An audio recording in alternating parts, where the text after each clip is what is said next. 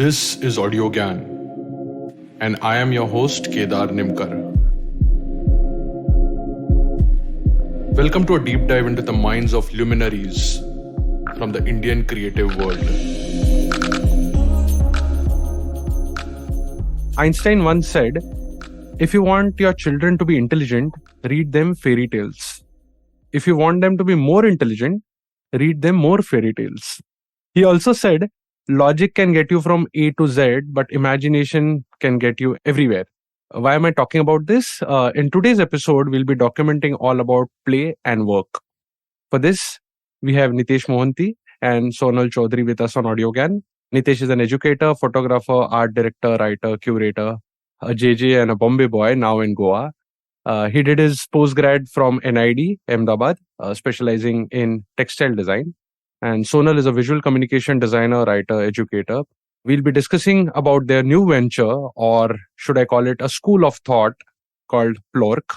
Well, let's find that out in our case study today. Welcome, Nitesh and Sonal, to Audiogyan. It's a real pleasure to have you on the show. Delight. The delight is all ours, Kedar. We are thrilled to be here and we can't even wait to share our hearts and everything that hearts carry with you in a very unflinching and free-flowing way.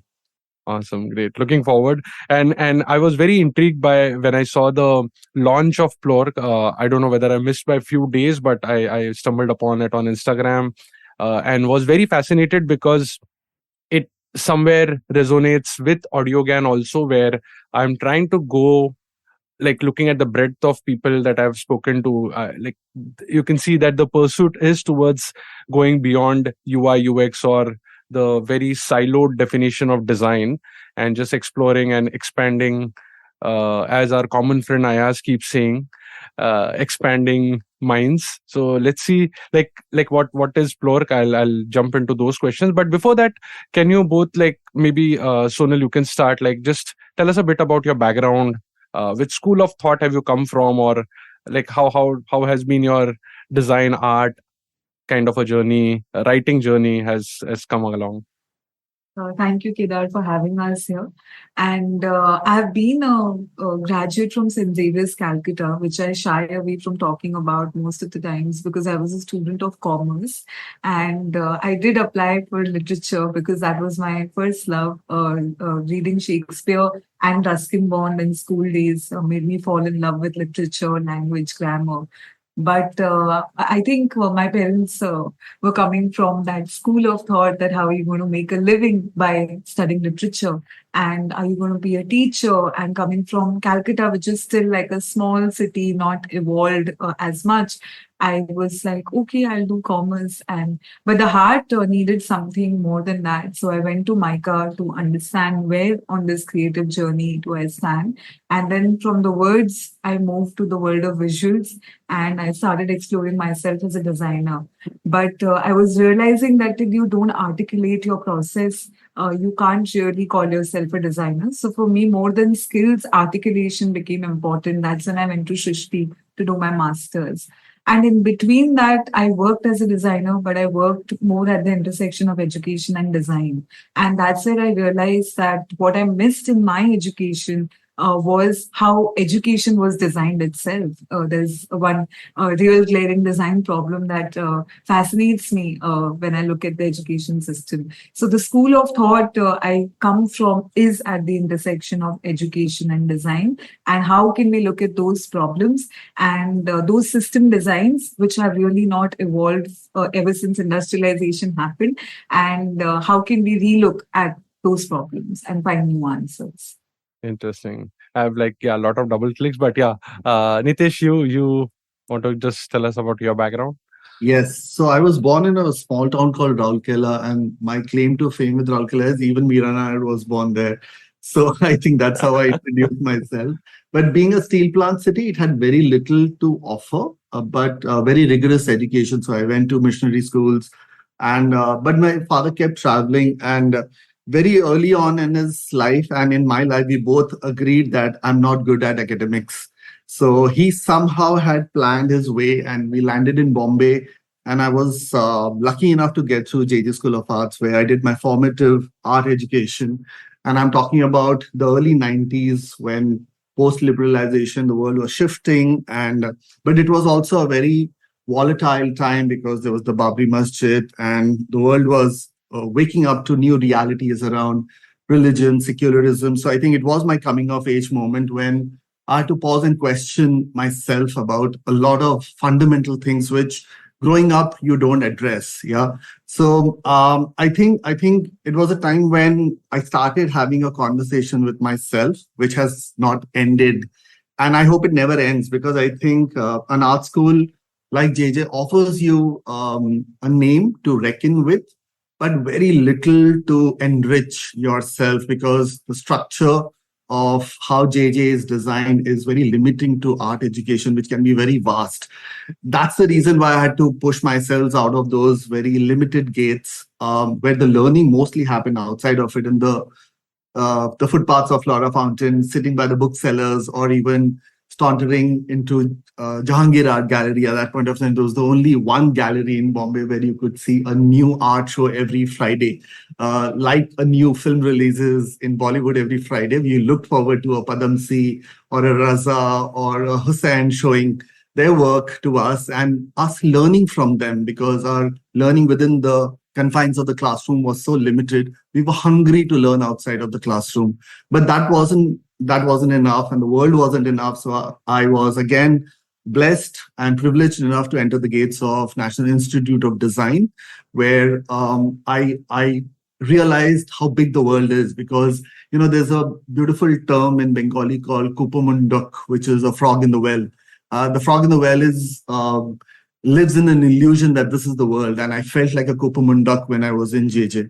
But when I went to NID, I understood India is such a vast country, and there are people from different parts of the country who have very distinct voices, languages, identities through which they think and through which they design and they create. And that learning became my school of thought. The idea that learning never ends, idea that the moment you felt that could be the end of your learning, your pursuits. So I think coming from two of the finest schools, one art, one design, made me realize there's so much more to learn, so much more to grasp. So my school of thought is learning and a lifelong pursuit of learning. I'm still learning. When I would walk into any classroom, I would be the most hardworking student in the classroom because I would learn much, much more than what my students would walk into the classroom with. And my job then became just to enrich myself with ideas that I could enrich others with. Awesome. That's very, very inspiring. And yeah, as I said, like there will be a lot of overlap because the school of thoughts itself resonates a lot. But yeah, moving on to what is Plork? Like again, opening up for both of you. Like, what is it? Why are you doing this? Who is it for? Yeah, just like a very landscapish view of what is Plork. So Plork was born with this idea that we were looking at both our lives and we were questioning that we don't pause, we don't play, we just keep working. And there are very few of these moments when you say, I really had a lot of fun doing this. And I think the last time we spoke of those was either for him, when his students created work, which me probably the last time when I was in the classroom and when I was in Shrishti, and the outcome was not so important, but the process was. So this whole questioning of the obsession of a designer or a creative person with the outcome, which takes away the play from the work, is the starting point of Plork as a school of thought. And when we look at Plork, we realize that because we both have common interests of education and design, we wanted to keep it a space where we have the school and we also have the studio. So the school informs the studio and vice versa. Like Nitesh said, we never stop learning. And we want to bring new learning and fresh ideas and new things we discover into the studio space that we want to create new projects. And one example of such a best practice is an intern is joining us next month. And while she will be working with us in the studio space, we've also taken the liberty to enroll her to the school and put her on a course of ways of seeing. Because if she will not learn from the school, how will she inform the studio? So when design schools are sending their students out to the industry saying now go get industry experience, we are saying that we are industry, but we are also school. So you really never leave the classroom. You stay there, you learn there, and you create there. So that's how Plork is envisaged. Yeah. Got it. Yeah, for me, if I can respond, and I'll just kind of also take you slightly away from the moment of inception to where the thought seeped into my mind. I think I was in Curious Design Yatra a couple of years pre-pandemic, and I sat there listening to the likes of David Carson, Timothy Goodman, and Anna Ginsberg. And I had this very interesting conversation with Ayaz at that point of time. And because there were other speakers from India also. And I asked Ayaz, why our work looks so serious? Whereas they are also addressing, like Anna Ginsberg has done this very beautiful animated film called What is Beauty, which came from her inquiry into her sister's life, where she had to be hospitalized because she had extreme responses to anorexia because she was so beauty conscious, which came from a very personal space but had universal resonance. So, and Ayaz said, I don't know, man, I think we take our work very seriously. And perhaps the West is more liberated and not burdened with existential challenges to bring in the sense of joy in creation. Because if you look at the work of Timothy Goodman and Anna Ginsberg and Carson, they're all playing. The output of play is work, but they're all playing. They're playing with the medium, playing with culture codes, context, relationships, design, type, expression. And I came back and had this conversation with Sonal and some of my students in the classroom. And he said that perhaps we are not creating fearless work because we are not playing enough. We are not taking enough chances. We are not stumbling and falling graciously and goofily. And that thought, I mean, I think one of the beautiful things about design education or being art practitioners, you don't leave your thoughts. You will let them trouble you. And we let that thought trouble us till we conceive Plork. It is an ambition, it is an aspiration, it is a dream, it is a pursuit. But hopefully we'll be able to create discourses, if not classrooms, where people can walk in fearlessly and embrace it as a safe space to fumble.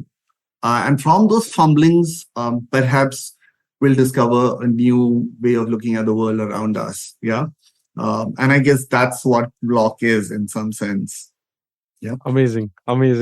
I have like two small digressions, which because like one is very this thing that I think because I had attended live when I think Timothy Goodman and Anthony Burrell was there. It was the same one. Yes, I was there. In fact, that's when I interviewed Anthony also. Oh, lovely. Yeah, we just got in a room because Rajesh was helpful and he said like, yeah, you can take it. So we just sat in one room. Yeah, I don't know how I forgot Anthony. In fact, that Curious was stellar. The lineup was so luminescent. And I think the theme for that Curious was contrarian ideology, or how to bring contrarian ideas into your work and your design and your expression. And I think, and I hope you resonate with what I was trying to say about the work being so playful. Speaking of, is it saving the glaciers in a remote part of the world, or bringing more awareness towards carbon footprint within urban setups? I think that approach to solving those very heavy loaded challenges was playful. They didn't start being worried about it. They started thinking with the lightness of being in some sense. But does it have to do with like a very stable economic background, or economics is, it's just another factor, or is it the critical factor? Because roti kapda makan is sorted, so then you can go to art, right? Like how do you look at those I things. think, Kedar, when Nitesh was talking, I was going to tell you this. This is not just economy, but it's also cultural. I remember Devdutt Patnaik had said in one of the conferences that if you leave a tiger inside a cage for a very long time, even if you have unlocked the cage, after a while the tiger won't leave because the tiger is caged.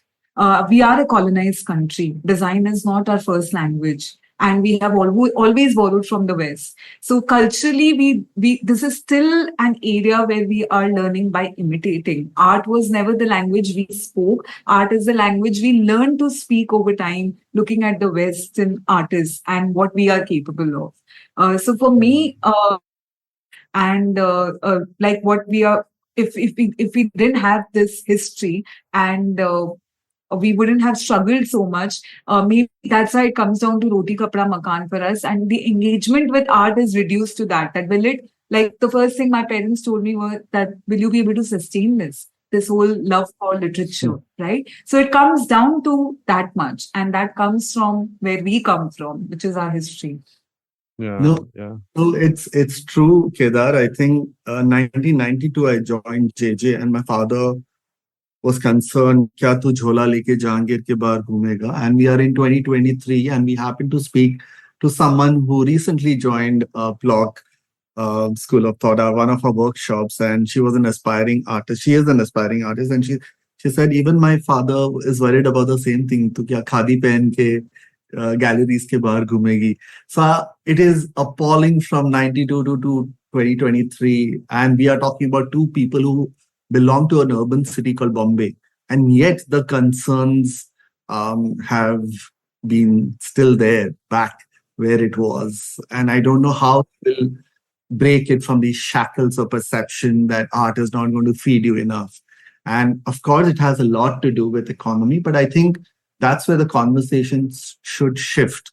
How we can economize art, how we can make value and see value and also reap value through art, and not just the few privileged up there, but everyone.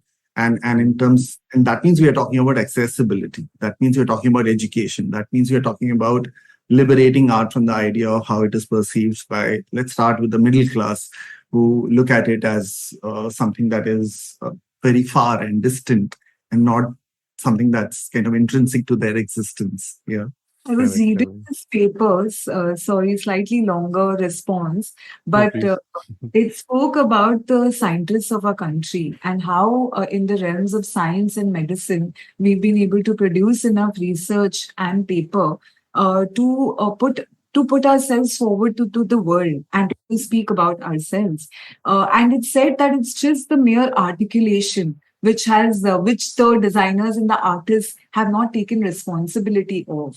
We have not been good archivists. How many people in India archive their work, and how many people in India make their process available to generations who are about to come and learn the same practice? Unlike science and unlike medicine, where everything is documented and everything is produced as a way of looking back and learning from there. So when Dekho came as a public, when he got me the book, I was stunned. I was like, oh my God, we have because that was the first window to look at our own country and our designers and our people and their work. And I think largely we have, somewhere missed the bus in documenting things. And that's why I think a space like this becomes so crucial, because we are losing archives every day.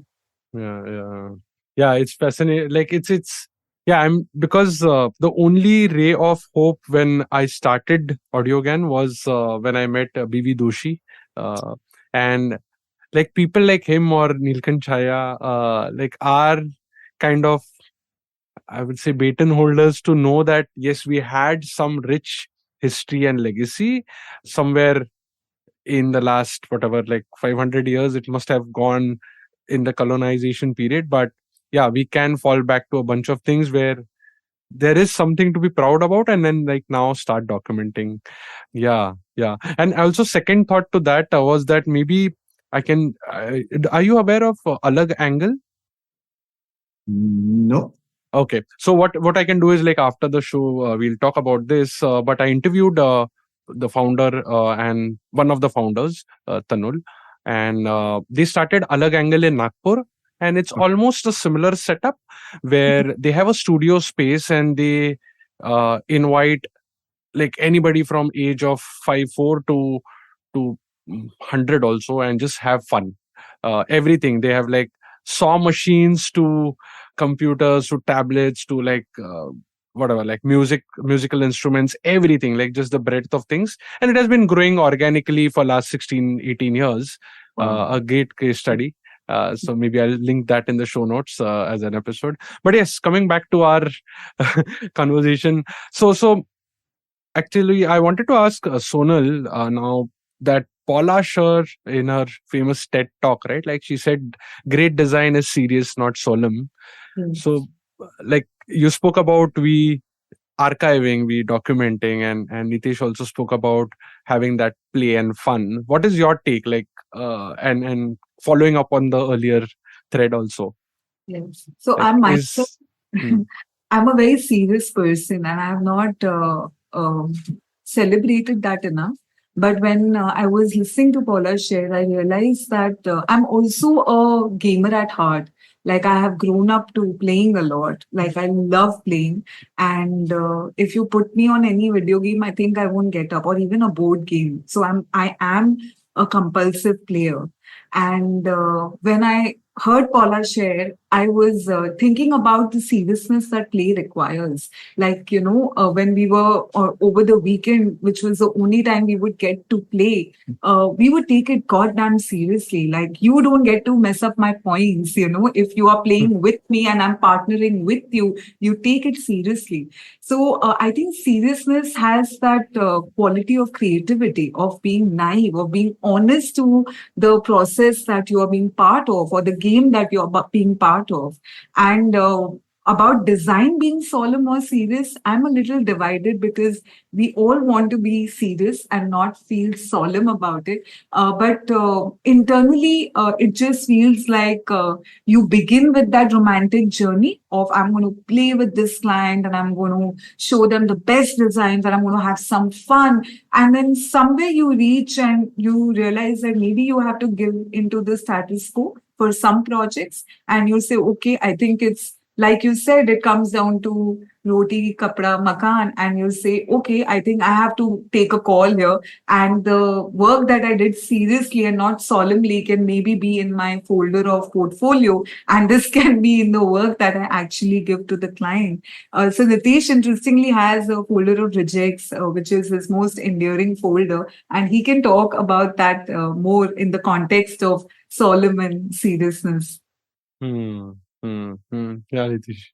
Yeah, so I've heard that Paula Scher is one of our favorite designers. We really look up to her for the kind of conversations she's been able to create around graphic design. And Sonal and I were just having this conversation when we revisited the TED Talk recently, is how when we talk to young designers and young learners and students, we ask them, what do you love? Tell us who inspires you. Tell us what you admire in the world and how you can borrow from your passion, your love, your admiration into your work.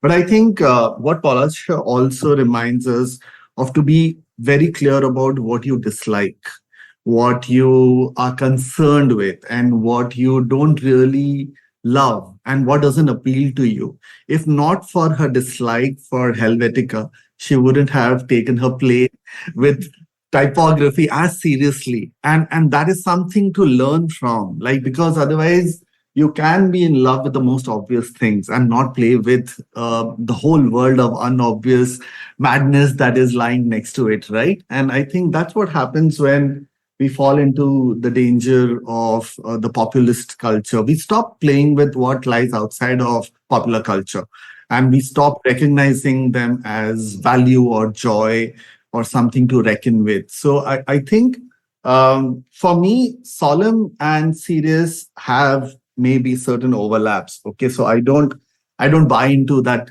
construct immediately. And I as much as I fanboy Paula Scher, I have I could have a conversation with her about it. Maybe when you're offering a TED talk, you need your cues, and then you build everything around your cues. And maybe solemn and serious were her cues, and then she very beautifully illustrated. But for me personally, solemn and serious overlap for me at least. Yeah, and then I'm saying, okay, fine, that is a space I can agree to disagree with. But what is that I can learn from her beyond certain cues and certain pegs on which she is offering the whole idea. So for me, very recently, I've started understanding, let me list down all the things that are problematic in the world. And then what can be a response, a designer response, an artistic response, a creative response to those challenges, those concerns, those dislikes. Because otherwise, we are only making the good better, but we are not addressing the bad. And I think that is where the challenge starts beginning, right? Like, but these are again introspective, and when you get a project, you make it outrospective. But otherwise, the conversation is mostly with the self, and when you're addressing your own work, Correct. Yeah, even recently, very recently, it was, I don't know, very serendipitous moment. Like, because as you people mentioned, that we are in this constant grind of like working day in, day out, no time for self reflection or just thinking at large, right? Like, and somehow I've been in a process of hiring few designers and asking them questions. So one of the question is, what does design mean to you? And I was just trying to ask myself, what does it mean? And somehow I landed up in a very different answer this time. It was about questioning. It's not about like solving, but it's about questioning. And then I somehow subconsciously, I must have heard Jonathan Ive talking about it. So there are obviously influences, but it came out very organically within me, and I think that is what you are also pointing, that she's questioning that why is Helvetica important? Like, why is Helvetica beautiful? Why is it like the world's favorite font? Like, just screw that. Absolutely. And I think questioning is what we were not taught in our education systems.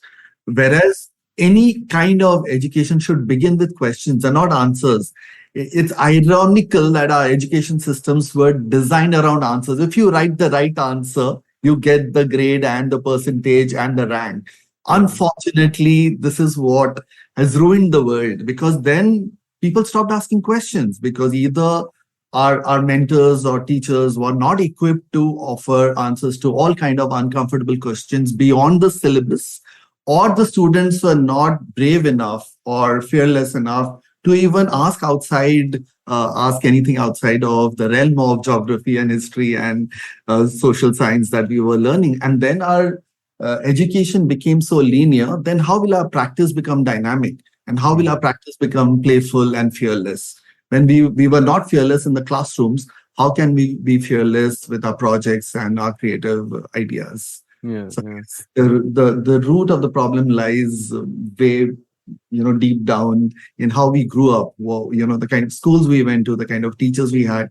But amidst all of this, there was some glimmer of hope. I'm sure there was that one teacher who allowed you to voice your opinion. And I'm sure there was, even if there was no one teacher, someone in your life empowered you to speak your heart out. And that's where learning happened. Correct. Yeah. I have a lot of questions around that, but okay, we'll stick to the script because it will just keep digressing. So you spoke about education, right? Like, and also with Audiogyan, I've been trying to talk to multiple, like wide range of people actually.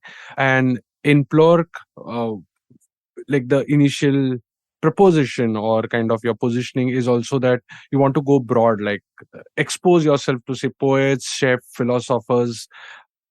So what makes you go so broad?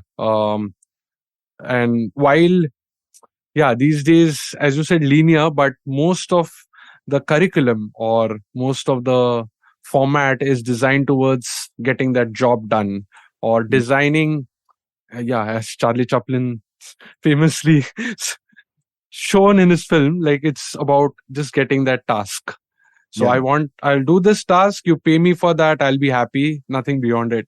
So like, what is your inspiration, or where are you at in terms of going so broad with education?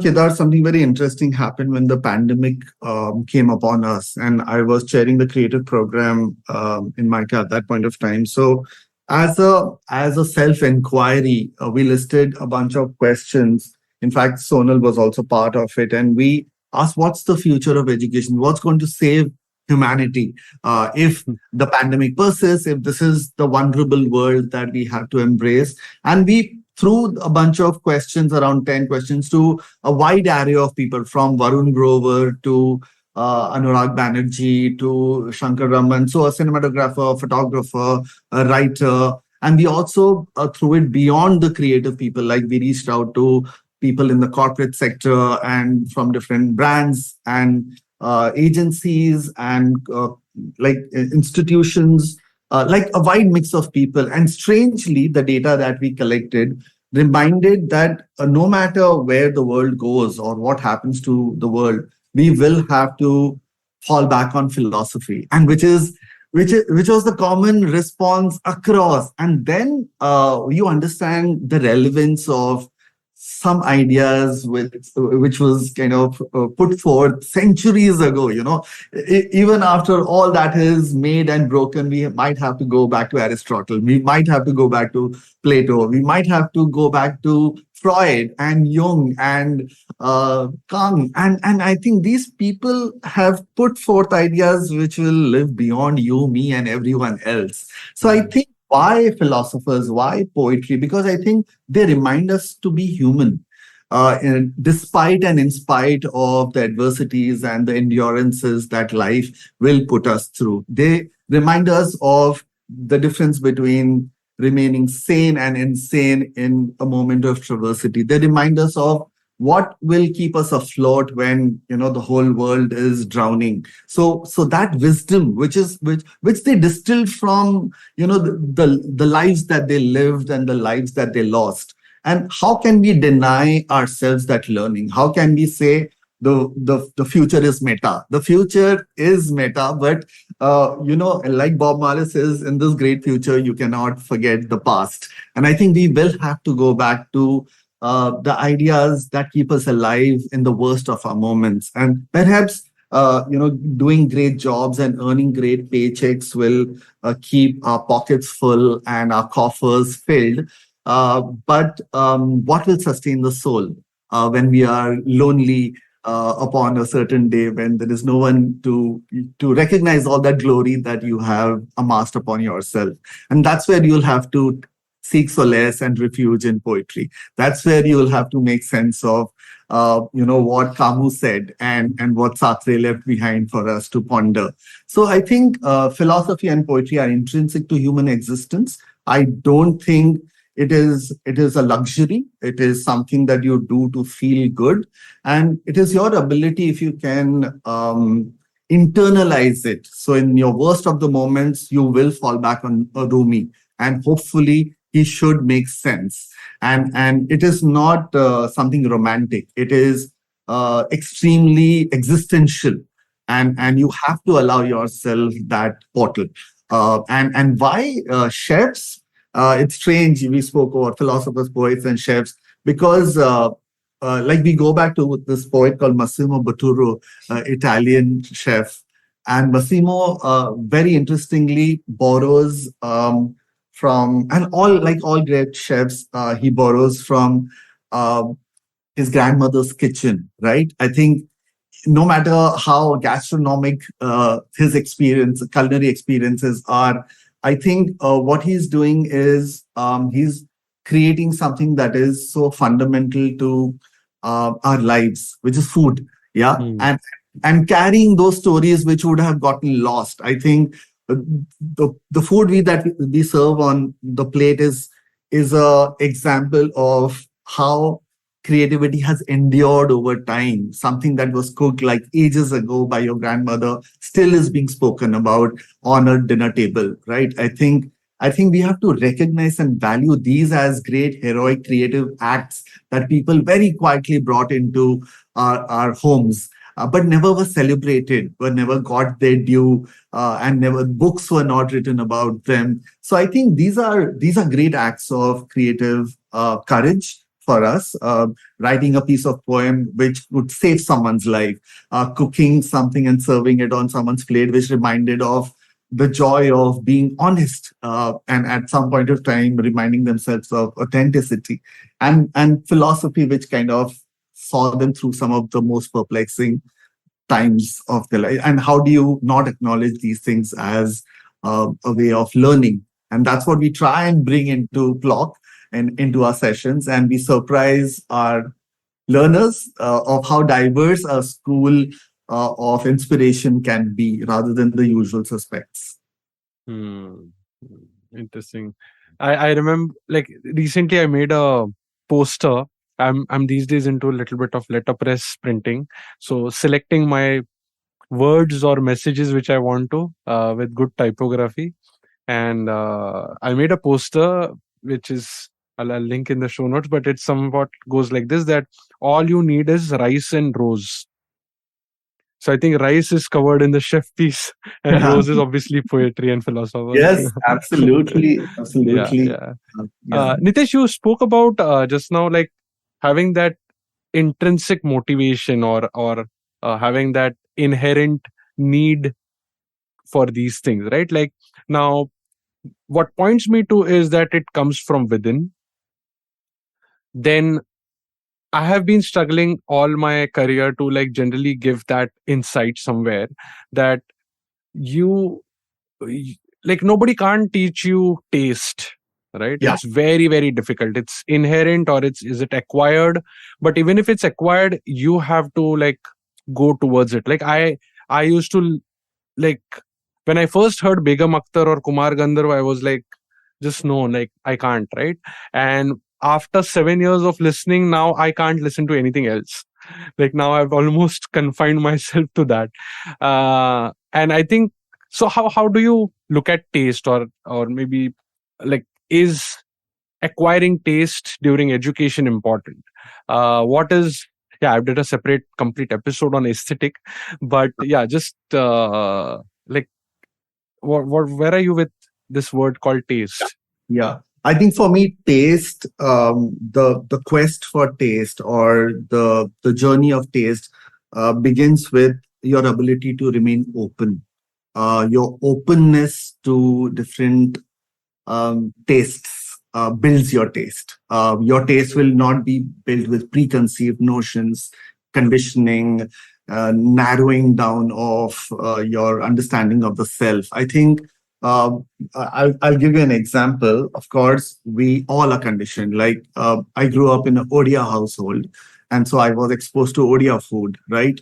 And then when I came to Bombay, of course, I fell in love with vada pav. But if I was just in love with Odia food and wasn't open to the pav bhaji and the vada pav and the Frankie at Churchgate Station, my taste wouldn't have evolved. And if I wouldn't have nurtured that ability to remain open when I landed in NID, the Patra and the Khandvi and the Jalebi. I know we are going literal here, but this is just a great analogy. Like, I know people who can't go beyond kali dal, makhni, paneer, and some Sarso. some no, sarso da saag is beautiful. I mean, I'm seeing still very fundamental, but I think, then how do you understand sushi, or how do you understand something bruschetta? I think it is your curiosity, your ability to understand that my palate will only grow when I open myself to different tastes. Similarly, in design, we will fall in love with few designers, we will fall in love with few filmmakers, we will fall in love with few artists, but there's a world outside of them, and there's a world outside of them. And it's almost like that onion ring, right? You might be in the center of the onion ring with knowing that this is again my world and my artist and my designer and my taste. But if you open yourself and you're curious enough to discover what lies outside in the next ring, and the ring outside of that, and the ring outside of that, you're just broadening your the different flavors that lie outside of the familiarity. And the moment you do that, you said, "Oh, I didn't know. There is a European filmmaker called Kieslowski, and he has made this beautiful film called Blue." Your understanding of blue could come from what is very close to you. Perhaps it's the indigo. Perhaps it's the mood which floats when you listen to Kishori Amonkar. But I think Kieslowski is also responding to the color with his cultural understanding. And I think by only opening yourself, that's what I keep talking to young learners and students, and I keep reminding them your growth depends upon how open you are to things. And real understanding and learning and comprehension lies outside of your comfort zone. And it's not a cliche. The moment you open yourself to joy, to wonder, to bewilderment, you grow. You suddenly throw yourself in uncharted territory and you discover something that you perhaps never would have if you wouldn't have pushed outside of your taste, your familiarity, and your comfort. So I keep going back to this, and I'm constantly reminding myself that you'll have to swallow everything and spit out what didn't work for you, but hold what's worth ruminating over. And that's how the cow works, right? The cow chews and takes everything, but only keeps the ripe and the juicy thing that it can ruminate over. And that's how I think creative people should work. They should not decide, I'm not going to chew that because it's looking thorny and it's not going to taste as good. So I think that's what kind of informs our discerning ways of differentiating what is my taste and what lies outside of my taste. Mm-hmm.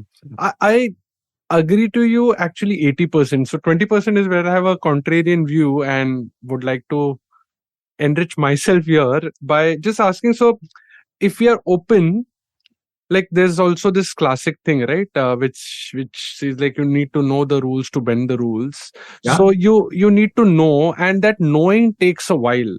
Yes. So if you keep yourself exposed, like this is my classic problem right now, that I'm exposing myself to so many things that everything is bewildering or everything is equally curious, then how do you master something? Or how do you gather those beans and just stay focused on something while the exposure is also stimulus, right? Like you're not focusing enough. So how do you balance that out? Not everything that you will engage, expose yourself, or even swallow is going to make sense at that point of time. But as long as I'll give you an example. I grew up in the 80s in a small town called Rourkela, and the only exposure to cinema at that point of time was VHS, the video cassettes. And we lived in a small colony, and there was a ritual every Friday night. There was a collection, and few video cassettes would be brought from the local library, and they would be played one after the other. It was a movie night, right? And I was exposed to some of the most, if I can say, at that point of time, abstract and art cinema, from Govind Nihalani to Shyam Benegal to Sai Paranjupe.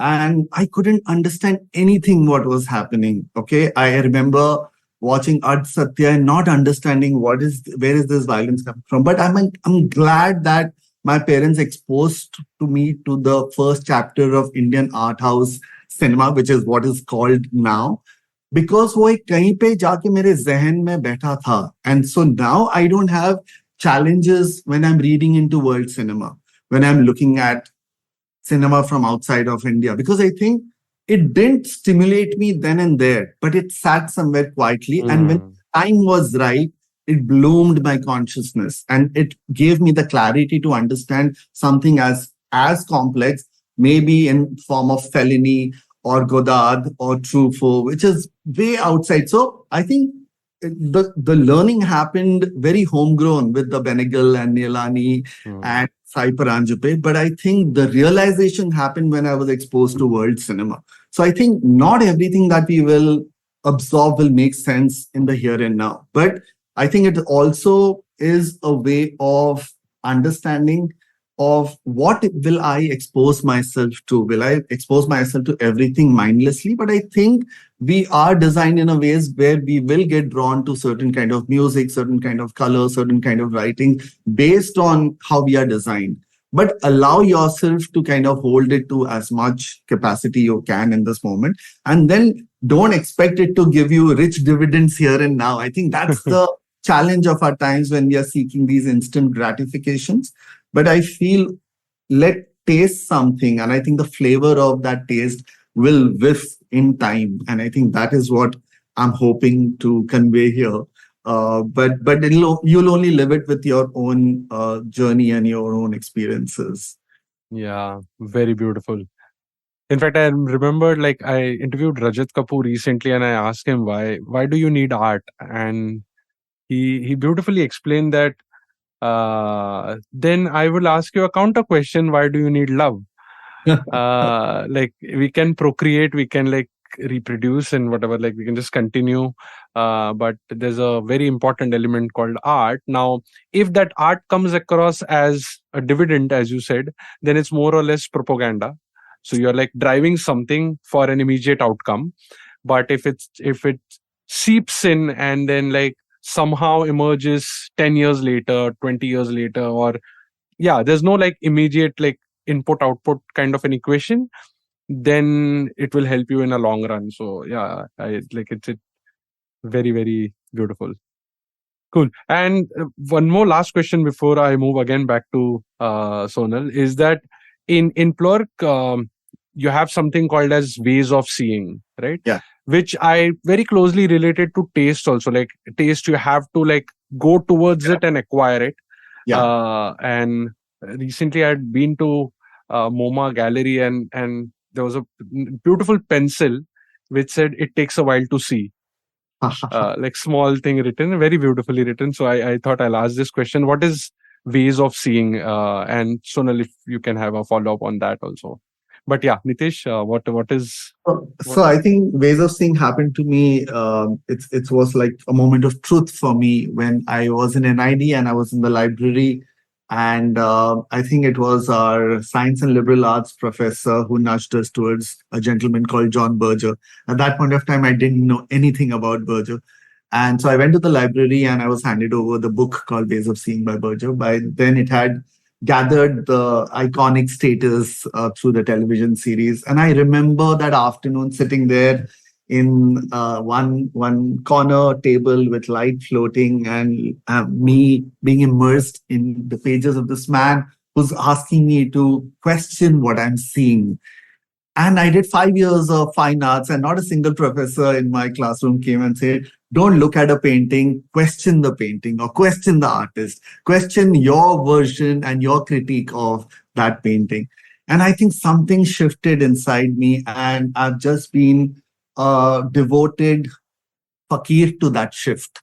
And I've been that quest of what that shift did to me even now. So I took it up very seriously, and I curated and I designed a module called Ways of Seeing when I got the opportunity to share my ideas in the classrooms of Tata Institute and NID and Shrishti and Micah. And I said, let me be inspired by Berger, but let me not kind of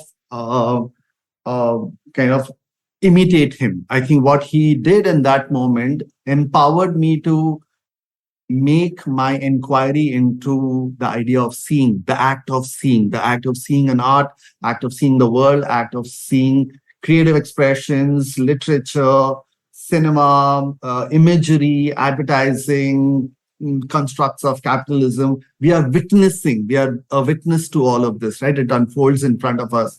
But truly what ways of seeing is, and what Berger implied and empowered us and me to do, is look within.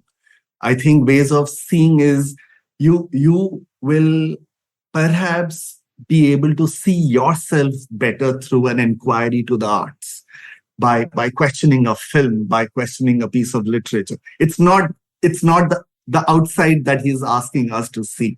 In a very beautiful and provocative way, he's making us see very differently before and after that inquiry.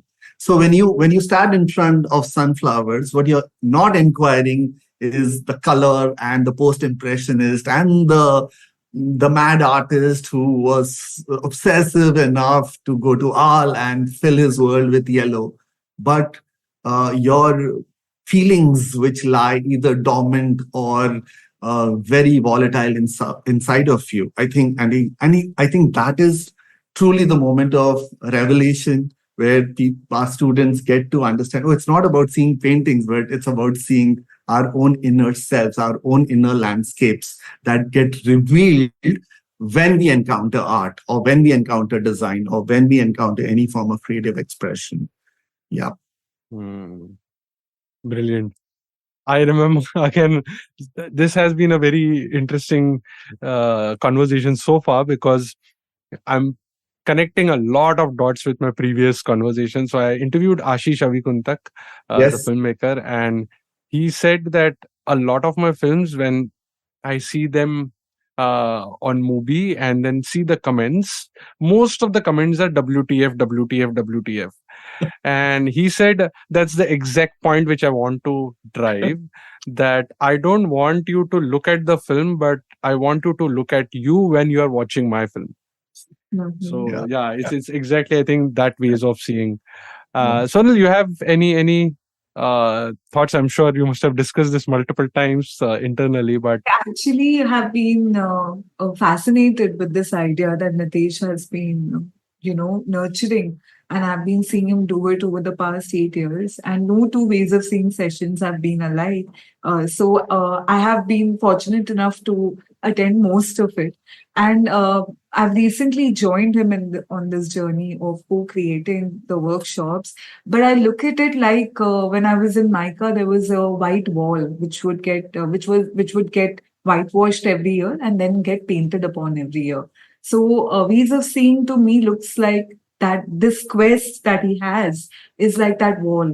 It gets painted with new ideas every year, and it's not like the old ideas have left you, right? Like the wall keeps taking those layers of paint every year. So I feel it is that wall for me on which we paint what we are feeling in that moment, the artists that we are feeling about in that moment, who serendipitously happen to inform our inquiry in that moment, and they come up on the canvas at that point of time. So yeah, and I cannot bring more emphasis on the fact that it is a lens through which you see the world, but before that you see yourself through that lens. So Kedar, I would like to add something while Sonal was trying to give her point of view around this. So, John Burgess is known as an essayist, a writer, a poet, an author, a critic. But in a beautiful article somewhere, I think it was Tilda Swinton, who said that he's the grinder of lenses. And I love that. The fact that each one of us has a lens, but that's not enough. From time to time and from moment to moment, we have to find someone to grind it for us, because we'll not be able to grind it ourselves, because we are so conditioned, we are trapped in our perceptions, our understanding, opinions, ideas, limitations, prejudices. We need someone to come and grind it for us. And that was Berger for us. Time and again, he came and reminded us of ways in which we can sharpen what we are looking at, both inwards and outwards. And I think when he passed away, I felt orphaned in some sense. It was like, someone had his hand over you. But I think the rich legacy of work that he's left behind will continue to shape minds and will continue to provoke and challenge conventions and notions around how we see things and how we see ourselves through it. Yeah, I connect with that because like I'm not a musician, I don't understand music, but even I felt orphaned when Kishori Amonkar passed away. I've heard her couple of live concerts, but yeah, it just feels something is now no more in the world, which was divine. Yeah. Which Cool. also offered you a sense of equilibrium, right? Like it offered you home. It offered you a sense of shelter, refuge, sustenance through how you engage with that art form or those writings or those conversations. And in that absence of it, what happens to you? Where do you go seeking those rich conversations and experiences that you gathered while they were present and accessible in some form? Yeah. Cool. So I'm like the follow-up question, actually not a follow-up question, a slight digression is about like the kind of, because what is design or who's a mature designer is very wide a question. So given the Plork ecosystem and the kind of workshops you have been having, the kind of engagement you're having with students in that realm, Sonal, maybe you can give like the first answer. Like, how do you define or how do you inspire students or people whom you are engaging with in terms of what is design or what is maturity in design, or who's the mature designer, like, because again, going back to that great designer series, uh, and the background of we are not having play enough Yeah. in that. So the question is more within that area, is that, like, yeah, do you have to be mature, or do you have to be constantly naive or ignorant to have that play, or master some, I don't know, some discipline, as to say typography or color theory or something, and then have play? Where is this all sort of? You got the drift, right? What they did.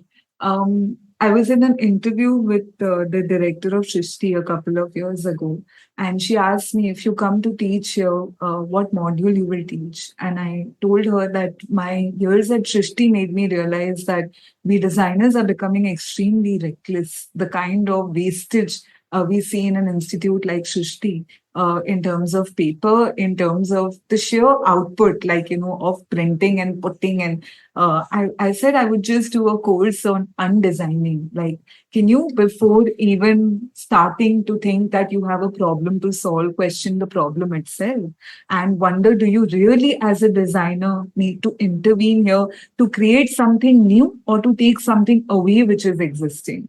So I think when we look at Plork, even the interns that we want to engage with, we look at a certain maturity in their understanding of the self and their position in this world, and how do they engage with the world that they exist in. And we believe that if they have that in their practice, if they're conscious of who they are and what is the world and the context of the world for them, they will be able to bring that maturity in design. Because design can sometimes be so self-indulging, but are we thinking about whom we are designing for? Are we mature enough to understand the target person and not say, I'm doing this because I like it and it looks nice? Like, those are the most redundant answers we hear in a classroom or in a studio space. And so I think when we talk about maturity, for me, these are the aspects that come up. Whereas I agree with you, like, how do you be mature but you also be naive? I feel you constantly engage with children, maybe. Like, for me, it helps. Like, I feel that when I feel like I'm too caught up in my head, I just have to give a phone call to my nephew, and it just reminds me of how mundane our problems are. And he has this drawer in which he puts things meaningful or meaningless that he finds, and nobody is allowed to engage with that drawer because that is his world. So what is really our world of magic that we borrow from and that we don't let go of? I know I'm not very coherently answering your question on maturity, maybe, or the naiveness, but maybe Nitesh can help me articulate this better. Yeah, I think I want to kind of extend from conversation with children. I think we'll never look at children as matured individuals, right? Like that, ye to bacha hai, ye to matlab. But I think what if you try and deconstruct what the definition of maturity is, this clarity in how they understand themselves. If you understand yourself and your world with utmost clarity, your response can be extremely mature from that space. Yeah. And then you look at, say, recently we were watching this film called Come On, Come On by Mike Mills, which was part of Ways of Seeing. And we brought that beautiful film into the discourse because Jesse, this young human and not kid that Johnny is having a conversation with, Joaquin Phoenix is having a conversation with, is a man of his own accord. He's not a 9-year-old kid. And I think the utmost clarity in which he's responding to Joaquin Phoenix about his apprehensions, his world, his concerns about being a part of a broken family. And if you would hear it without taking away the visual, it could be any one of us talking about those challenges of coming from a dysfunctional family. I think what maturity means is, for us perhaps, and for me, is the understanding of the self. and how you respond to everything from that understanding of yourself and the world that you come and emerge and you respond from. Like two examples I want to give you, where we think that only when you acquire years of experience you become a mature designer or a mature artist. I think I want to talk about two people, and if Sonal wants to add any example. Oshin Shiva, this graphic designer illustrator from Goa, she borrows richly from her Tamil culture and her Dalit background and is rewriting the way visual stories should be presented in our times with her vivid and neon and fluorescent colors. So as much as and borrowing from dreamscapes, surrealism, and speculative fiction and decolonization of ideas and narratives, it is equally important as Panchatantra was at some point of time. So I think the stories that are defining to our times will have to be written in ways of self-awareness, which become mature acts of creative ideas that we are presenting to the world. So if you look at Oshin Shiva's work, you look at this film called Bebag by Shahjia Iqbal, you see it's a young filmmaker, first debut shot, but talking about extreme complexities of a young girl from a Muslim background wanting to study and educate herself in a world which is pulling her back and trapping her with the preconditioned ideologies that religion is shrouded with. So I think it's a very progressive film.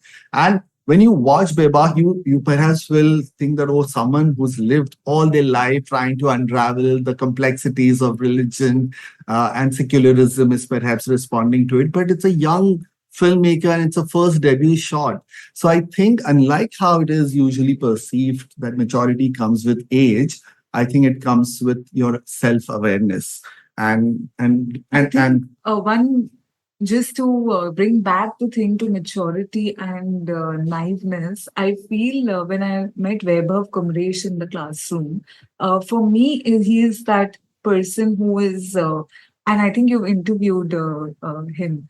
And when I met Vaibhav, I realized he's an extremely mature human being, but he has that childlike, naive quality which he is constantly holding on to when he is telling stories. And for me, he's that person who can be sensitive about the world that he's inhabiting and be mature about his practice, but also at the same time, never let go of play, never look less animated than he is in every moment that he is breathing into his characters. So, being mature doesn't mean being solemn. It just means taking your play very, very seriously. Yeah. Beautiful. Yeah. But then how does play fit into this corporate world? I mean, this would be a real challenge for you people when you are dealing or conducting these courses, workshops, Yes. and sure, like a lot of things will unfold in the coming time. But in a corporate world, first So, of all, they like land up in like mhm. apprehension. Oh, like no, play there's P&L, there's like profit and loss sheet, which the board and the investors have we are accountable for. So uh, is it possible, like where would play fit in? Yeah. So we were also talking about it. We were like, because we are trying to build our website. And I think play, again, it's a perception that it is for children. I think play is a language. It is a way of communicating very difficult ideas, very difficult truths, very dystopian ideas in a way that you engage with it. You truly engage with it, and your characteristics as who you are emerges. That's why play is always subjective to who is playing. And when we were writing about it in the website, we realized that uh, everything we are doing is actually play. Like if you look at, so the kind of rules that we were putting out, that there are always two players. So is in game and so is in life. If there is not a client or if there is not someone to take my designer, I'm not a designer.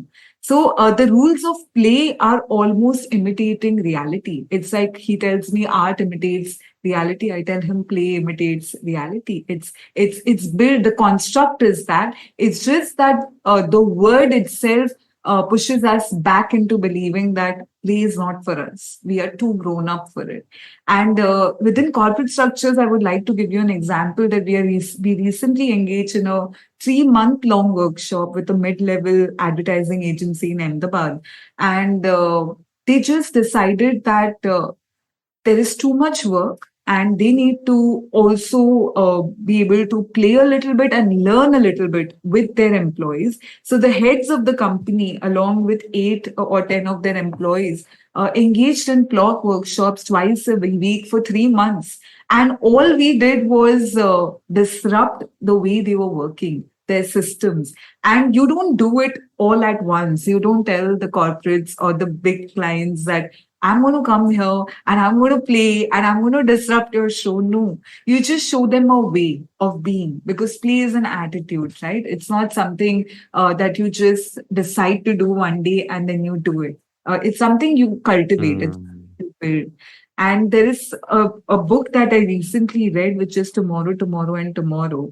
And I finally happened to finish it. And there is a part in that book when it says that, what is the game? And it says that it's tomorrow and tomorrow and tomorrow. It's the possibility of infinite rebirth, infinite redemption. The idea that if you keep playing, you could win. No loss is permanent because nothing is permanent ever. So if you look at it, play is so philosophical. Play is our everydayness of losing and then getting up and trying to win again and then losing again. So. Yeah. Wow, so beautiful. You want to add anything? I'm dying to add, Kedar, because this is a constant challenge to how do you make the vice president of a company understand the relevance of play. The provocation is extremely simple, Kedar. I think you also are part of a corporate a setup which relies heavily on profit, bottom lines. Now let's try and understand this. There's an employee who's extremely smart, who's extremely sorry to interrupt, because I'll lose my chain of thought. We want to continue. I just want to double click on one small thing which Sonal mentioned. It connected with me to a film by Nagesh Kukunur, Teen Diware. Yes. And in the last scene, I remember when Juhi Chawla comes to Nasruddin Shah and says, "Zindagi koi khel nahi hai." To which he responds very beautifully, हाँ लेकिन उसको उस नजर से देखेंगे तो मजा बड़ा आता है. So yeah, it's very nicely put. Sorry to interrupt you, but yeah. So I was giving a more direct and not a philosophical response. I'm glad we have a multiple perspective to this. Now let's look at a setup, an organizational setup, and there's a smart vice president, extremely aware, extremely articulate, extremely conceptual in the frameworks that are being offered. How long do you think this run will last? We human beings are designed to run out of our ideas, run out of our elements that make us win. Okay, so I think now let's kind of step back and say, okay, what are the ingredients of play? Play allows you to make mistakes, take chances. Plays allow you to offer ideas which are unconventional and unexpected. It offers you a chance to surprise yourself. The question here is, when was the last time you surprised yourself with the idea that you brought to table? As a manager, as a vice president, as a CEO, I think we have templatized corporate structures, and because we feel that certain ideas work, and they will keep working till one day it doesn't work, then you will be compelled to be fearless. You will be compelled to throw unconventional ideas on the floor and on the table and then see, are they takers or not? Because you will run out of the tricks. We all will run out of our tricks. Our awareness of the self will go only as long till we have to surprise ourselves, till we have to speak in a language which is not ours, and then see what happens to that. That is taking chances. That is what play empowers you to do. And it is an act of audacity to play, where the whole world is asking you to work. But I think that is where the shift happens. Otherwise, how do we move paradigms? How do we bring new lease of life into the usual everydayness of finding solutions to problems that are thrown at us at every point of time? Yeah. So I think we need to look at, like Sonal said, look at play as a philosophy and not as a preconceived idea that, it's like, imagine if your employees can become smarter by playing Rubik's Cube, why not give them an afternoon to just play Rubik's Cube? And why do they have to watch 10 TED Talks to become smart? Yeah. And of course, it's that concept of andism. Play Rubik's Cube and also watch the TED Talk. But don't rely on just watching these 10 TED Talks that will make you the CEO or the VP next year. I think going beyond listicles is a way of, asking yourself, what else I can play with?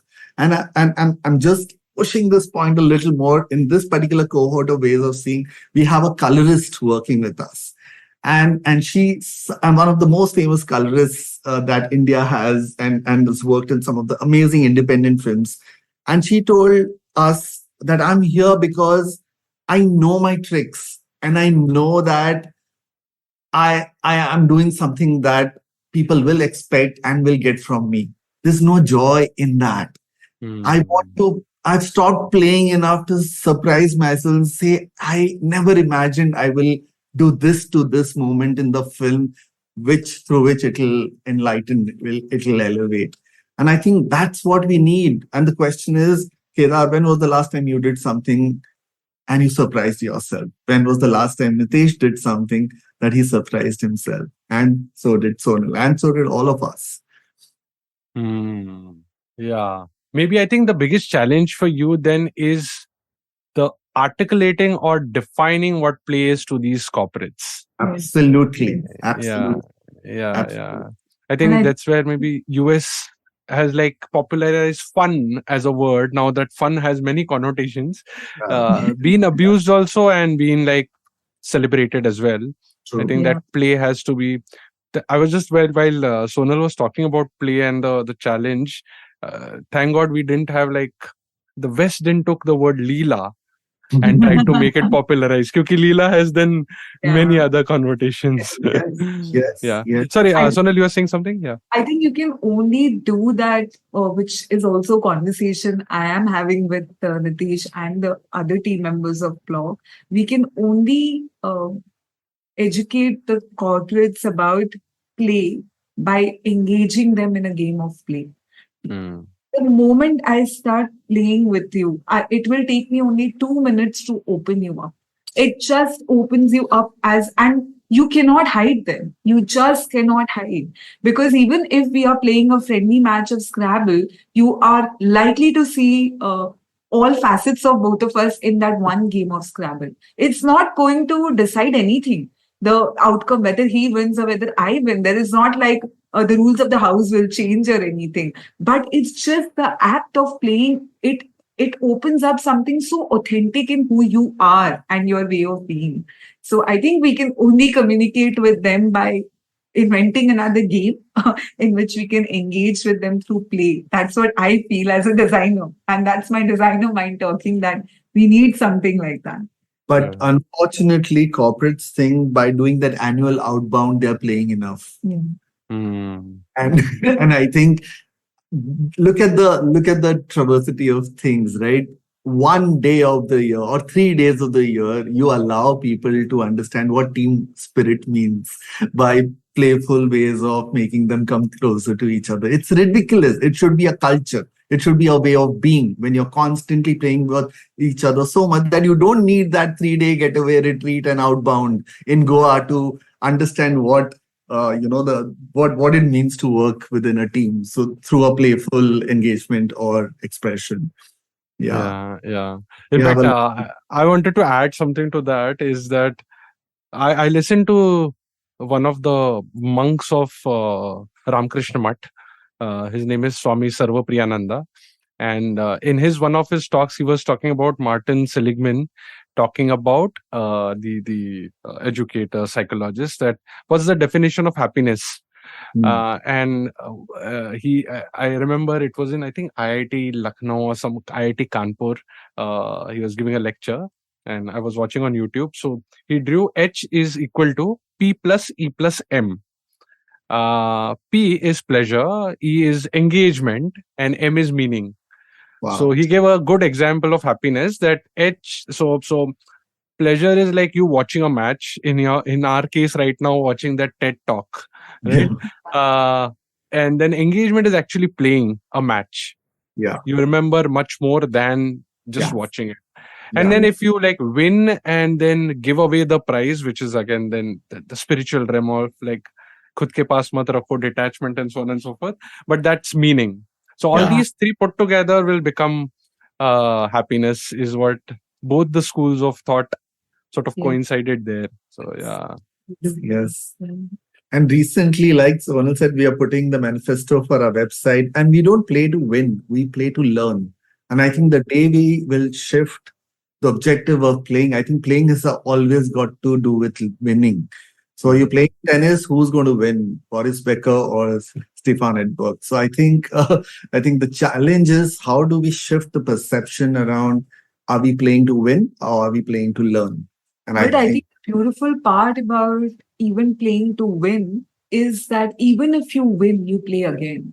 Unlike other things in life which you once achieve, you don't do again, right? I think that's the beautiful part about play for me, that irrespective of the outcome, you will start over again. And you will, it's not like India will not play the World Cup again. So that I think that happens only in play. It doesn't happen otherwise, because there are so many projects. If it doesn't happen, you're like, yeah, no, let's just leave it and let's move on to the next thing else. Yeah. So, yeah. Yeah, it's layered for multiple layers.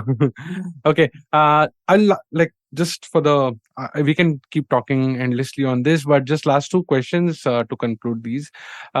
So given you use the word undesign or like the challenges of explaining the word play, all this is still when people are getting sort of in the workforce or getting employed, right? Like if you face the other side, which you have been doing with students, like any key big gaps that you see in, since we are talking now more philosophical, it could be just education at large than art education. But yeah, again, this demands a dedicated Audiogyan, but still, like, just any thoughts on that? And I've seen this through Audiogyan when I work with, say, practicing professionals, or when I talk to them. They have a different worldview. They have different expectations from students and people coming into the job force. While when I speak to academicians, they are still in somewhere in the traditional school of thought that will teach you fundamentals, obviously in schools. And then now there is a new breed of boot camps which has come, like now we'll chuck both of them and give you some certificate. So yeah, or make you build your portfolio which will just land up in a job. That's it. Like Yeah. no. So any key observations about the gaps in design or art education that you want to address?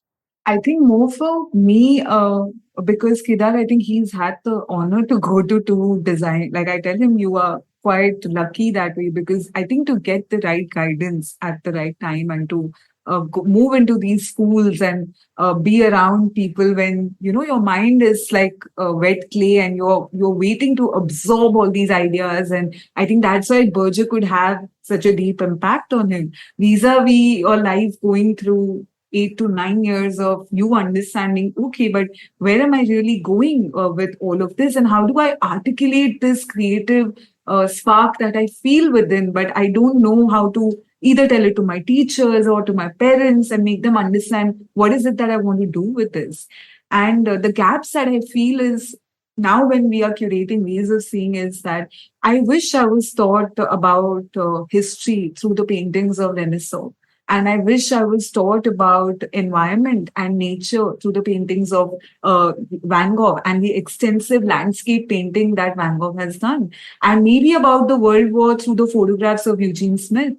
So I feel that art has never informed our studies. We have made art a subject which happens weekly, once in a week, where also you are imitating the teacher and you have to do exactly what the teacher is asking you to draw or paint. Otherwise, you are not a good student. And the idea of liberal arts or critical thinking is still happening much later on in education, which I think is a pity. Like, if art has to be looked at as a language and not as a subject that you are teaching at a particular time of the week. It is through which you can learn everything about the world, I feel. Like, if we just look at mythology, if you look at, if you start from there and if you go to the miniature paintings and everything, I'm telling you, there is nothing in that you have learned from your first standard to your 10th standard that you can't learn through art, just through the subject of art. So I wish art can inform all the other subjects that we are learning from. It becomes visually more enriching. It is also then at a time when attention spans are so minuscule, like it is as long as an Insta story. So then you're truly engaging with your audience where they are in the world. And having a visual memory myself, I remember even text as images. I don't remember text as text, even though I love writing. But I don't. I remember the alphabets and the shape of it, but I don't remember what it read as. So just enhancing the visual memory, the visual intelligence, and the visual language of children, and from a very nascent age, not at college level and not at +2 and all of that. So that for me is a gap. Yeah. And what about, so bringing art or bringing context to what you're learning through art is one paradigm, and the second one, like, where are you at with this? Because I remember I interviewed Vikram Galot, who's also a friend and a educator in Delhi, and he said, like, all my marks were given because this king came to Haldi Ghati on dash. If you remember the date, you get 1 mark, but nobody questions as to why he came. What was the geographical context in which this king had to invade and come to this particular thing. So where are you with respect to stories then? So I think like I told you, like the only way you remember things is through stories. That's exactly what we are doing in Ways of Seeing. I remember memorizing history, again, Battle of Plassey, 1757, this, that, and it was like a panic attack. My bed sheets and my pajamas would be filled with drawings. And my mother would be sick of me because she would be like, you can just take a piece of paper. But I don't know why I was doing that, but I had to visually represent that to remember it. And where stories are concerned, when I look at Van Gogh's wheat crust, what was this obsession? To just paint wheat fields and going on painting wheat fields. And if you keep asking why, you will move to the relevance of wheat. You can move into the agriculture. You can move into why France has so many wheat. Just asking why. The relevance is there. It's just that we were never told it's significant. We were never told that you even have the right to ask why. Like, why? But we've gone to our parents and I have told her that, why am I learning topography? What is this thing I'm measuring with the thread, which I don't even understand? So I think so much of our education system was just unresolved questioning, the answers to which our parents didn't have, the answers to which our teachers didn't have. So yeah, I think if we just told better stories and if we told chapters through stories, we will remember them better for sure. Or even as a rap song or anything which is palatable to anybody, it is just better remembered. Like, I'm so bad with names. I forget so much that this is a confession, but I'll do it. Recently, we were watching Julian Schnabel's film At Eternity's Gate, and the cinematographer is Benoit Delhomme. I can say that now, but I deconstructed it for myself. I come from Calcutta. I said, okay, Benoit is Binoy in Bengali. So that makes it closer home. I will remember it. Dell is a laptop and laptops are at home. So Benoit Dell home. I remember. It's a story I told myself. And that's the easiest way to remember something. And you'll never forget And it. now I'll never forget it because I'm like Benoit Da, you know. Now it's someone I drink tea with, you know, in my pada. So he's just come closer home. So yeah, that's what stories do. They help us remember things. Yeah. I just am very interested to add something here from Sonal's very perceptive way of making us understand that if history was taught to us through storytelling, we would understand history better through the context of storytelling, right? but it's surprising, and I'm not trying to pinpoint something that we are not aware of.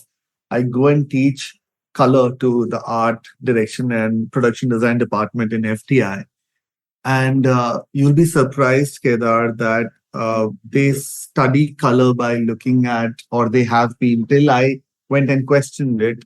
You can study color by looking at color usage of color in cinema, but how can you not study color from the origin of color, which is paintings, right? I think what I tell my students in my class. So you can't make great ads by looking at great ads. You have to look at poetry and theater and cinema and literature to make great ads. So I think I was surprised when in my classroom with in a film study department when they said, "Oh, we don't know a technique called chiaroscuro or Rembrandt light." I said, then what are you studying? You're studying the light of Fellini and Antonioni. Where does that come from? Where have they borrowed that from? I think it is so fundamental to our learning that you borrow from art. Art is the origin of all learnings, all borrowings. And how can you overlook it or deny that learning, which is glaring, which is what we are trying to address. That you cannot study the photography of Cartier-Bresson without understanding how Rembrandt was obsessed with light falling from the window one-sided to get darkness and light. And that, we understood as sharp contrast. Today we talk about sharp contrast without understanding Rembrandt. But the origin, the father of sharp contrast is Rembrandt. And how can you not know about it? And if you know about it, how enriching your understanding of sharp contrast can be, how playful it can be, how varied it can be. Then you move sharp contrast all around and not just one directional.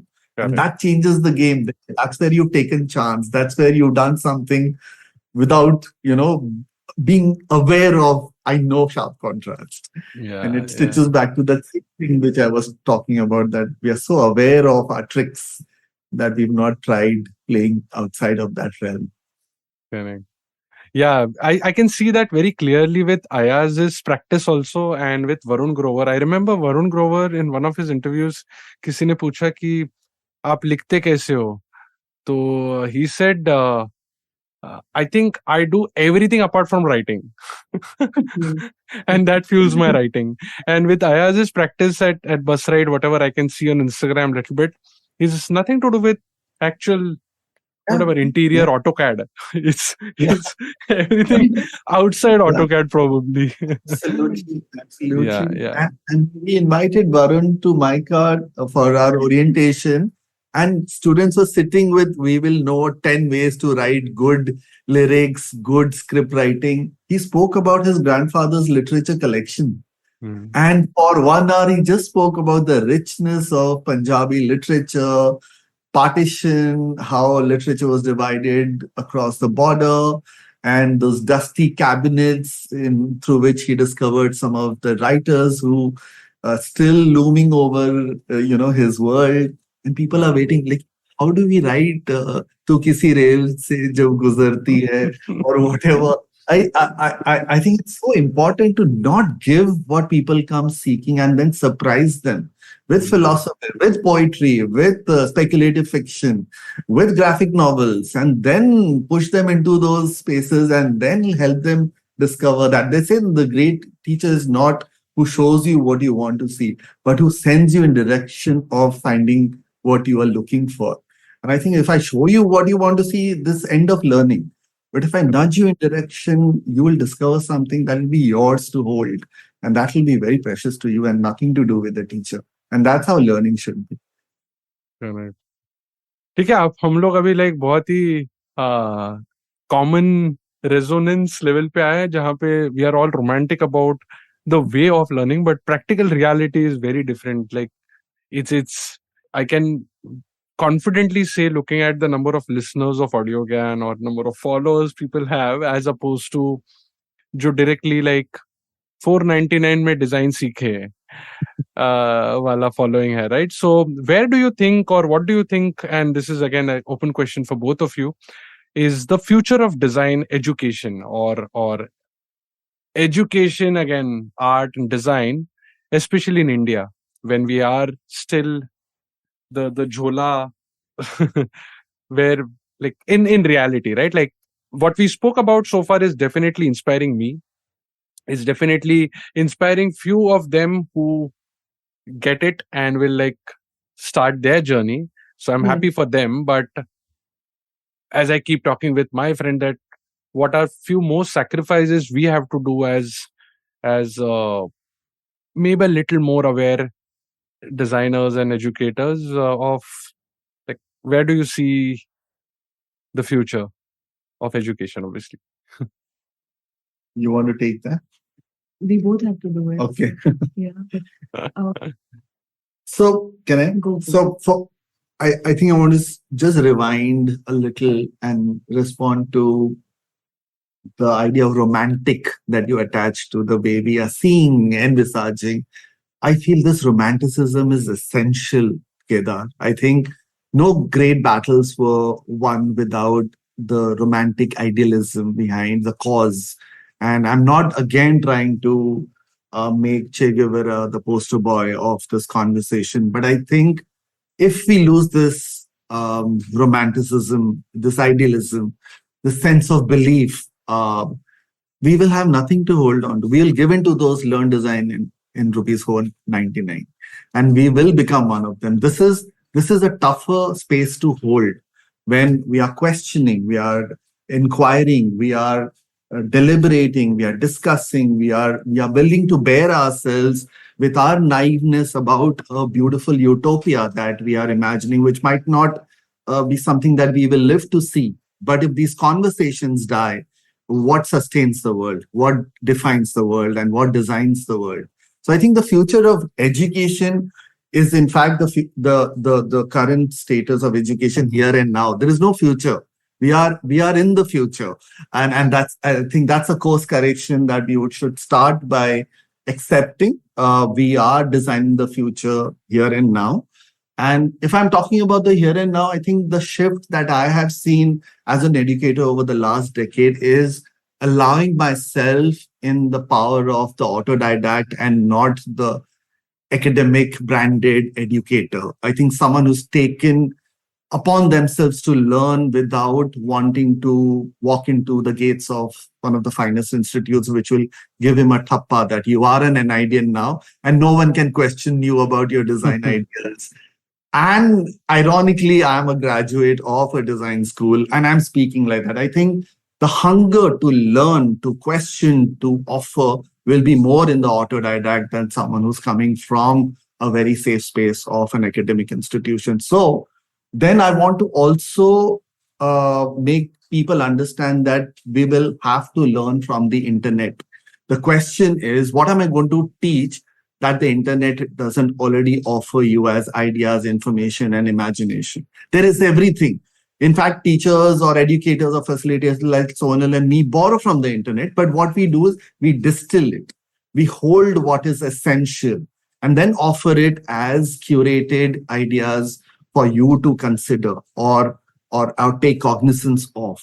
So the internet can be a very noisy space. It can be a very crowded space, but you will have to learn from bloggers. You will have to go to podcasts and listen to one episode of Audiogyan to understand what B.B. Doshi was talking about, the future of urban landscaping, and how what perhaps will hold all of that together is the soul through which it's created. And I think these conversations that are happening outside of a traditional classroom will have to be acknowledged, and also, and in some say that, okay, the repository is outside of the classroom. The classroom primarily just acts as a space of conversation.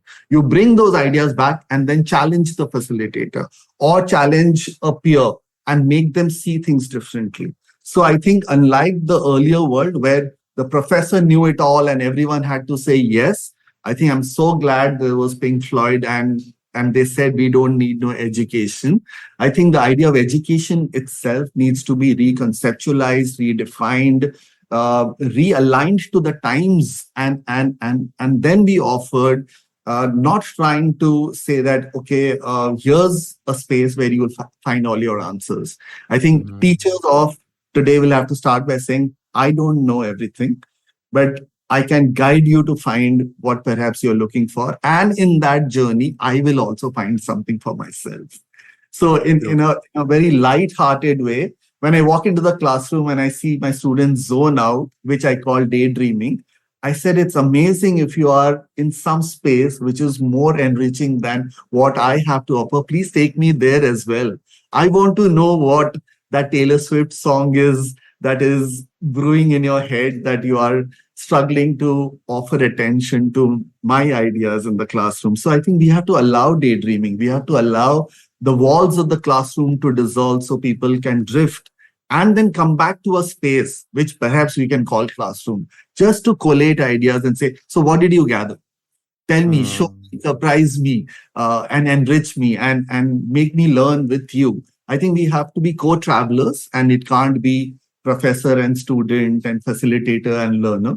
We have to redefine these terms. And that's my manifesto or dream or version of the future of learning and future of education. I feel that the only thing I will add to what Nitesh said, that I believe in the cyclical nature of things. I feel I almost look at life in a very circular form, which is that you always come back where you started from. And in a recent movie of Varun Grover, he speaks about the Uddham, which is your starting point of something, Origin. right? The origin. So I feel that the future of education is going back to the roots. I feel designers will have to look back at a simpler time because there is so much clutter already. And when we invented the aeroplane, we were looking at biomimicry. We started by imitating nature. We started by taking those small strides, right? And I think we have to go back there because we'll exhaust ourselves of these templates that we have built and upon which design is rebuilding itself every day. So where do we go back to? We go back to the foundation. So the whole system is either going to collapse or we are going to circle back and say we just reflect back on the roots. And like they say that there are all the answers in the Mahabharata. So maybe we will live with the epic sagas and we will again reinvent our life looking at old literature and old history and looking at nature. So I feel the future is almost future backward. It's like you have to go back to where you started and begin again. Again, I didn't intend it to be like that, but it is a game and it is going to be played. Start over all again. Yeah. Amazing. That positive note and resonating note for me because I believe in the same school.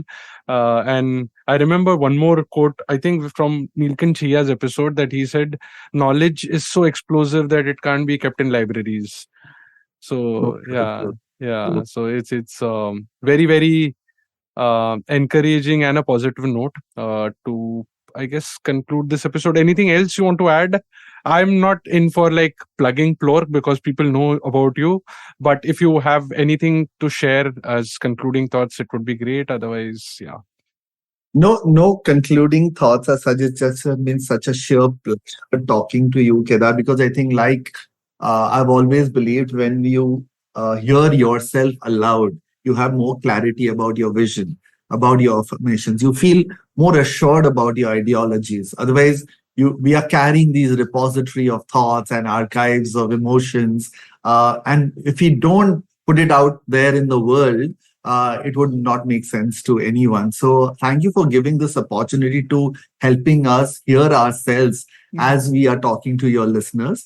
But I think if there's one thing that I would want to leave the listeners with is allow yourself to pause and reflect and have a conversation with your life, with your practice, with your engagement. And please, please, please be authentic in that conversation because we are mostly trying to appease ourselves by saying that, okay, I'm part of the hustle, this is the grind, and I'm enjoying the rush and the high and the adrenaline.